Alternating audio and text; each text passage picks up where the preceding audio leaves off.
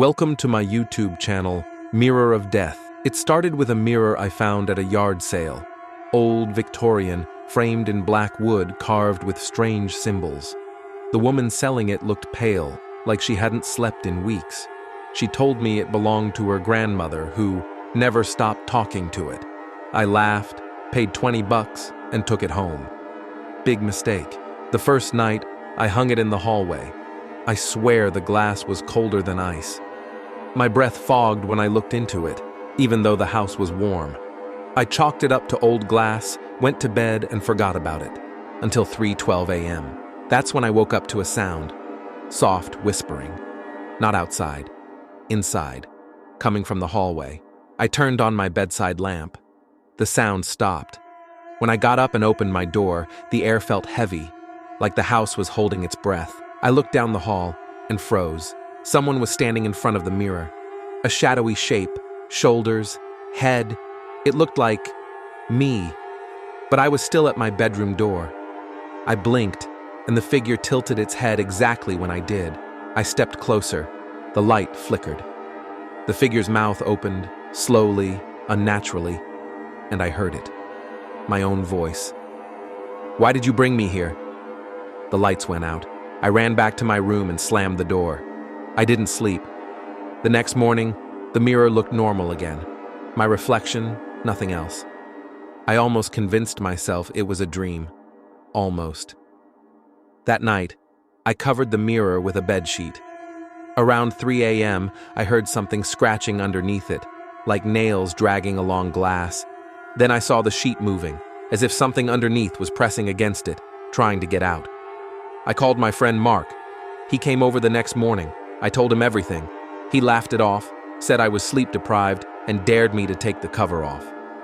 So I did. The mirror looked fine, until Mark leaned closer. "Dude, this thing is freezing," he said, his breath visible. Then his expression changed. His eyes widened. "What the hell?" Before I could ask, his reflection blinked, but Mark didn't. His real body stood still while his reflection moved closer to the glass, smiling. I screamed his name. The reflection reached out. Its hand pressed against the inside of the mirror, and the surface rippled like water. Then Mark's body jerked. He gasped once and vanished. Gone. I ran to the mirror. My reflection looked back. Behind it, I could see Mark pounding on the inside of the glass, his face twisted in horror.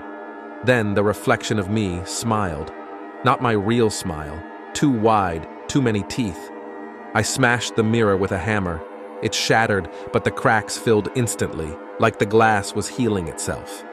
The whisper came again, closer this time, inside my head. "You can't break what's already broken." That's when I saw it. The thing in the reflection wasn't me anymore. Its eyes were pitch black, its skin pale like wet paper. It grinned and said, "My turn." I woke up on the floor. Morning light streamed through the window. The mirror was gone. I thought maybe I'd lost my mind. But then my phone buzzed. A text from Mark. Just one word. "Help." It came with a photo. Him. Inside the mirror, standing in an endless hallway of glass. Behind him, hundreds of reflections staring at him from every direction. I dropped my phone and ran to the hallway. The mirror was back. Same place, same symbols. Only now my reflection wasn't moving when I did. It was staring straight ahead, expressionless. I whispered, "What do you want?" It smiled. "To trade." I took a step back. Its hand pressed against the glass. Cracks formed where its palm touched, spreading like veins. The lights flickered. I heard voices, hundreds of them, whispering names I didn't recognize. Then the reflection slammed its hand against the inside, and the mirror shattered outward. Something cold and wet grabbed my wrist. I screamed, pulling away, but it held tight. A gray hand, my own, dragged me toward the frame. I fought it, kicked it, but it was too strong. Then I was through. It was like falling underwater, silent, heavy. I looked up and saw my apartment on the other side, through the glass. The thing, my reflection, was standing there, looking at me. It smiled, straightened its shirt, and walked away. I banged on the glass, shouting for help, but no one heard. The hallway around me was endless, mirrors stretching in every direction. In each one, someone else was trapped. Some screaming, some whispering, some just staring. Now I understand what that old woman meant. Her grandmother never stopped talking to it because she was inside it. It's been 3 days. I've tried everything. The mirrors don't break from this side. The more I move, the darker it gets. I can feel something walking in the reflections. Something older than all of us, feeding on the ones who get trapped. If anyone finds this message, please, don't buy the mirror. Don't even look into it. Smash it before it sees you. Because once it does, it'll learn your name.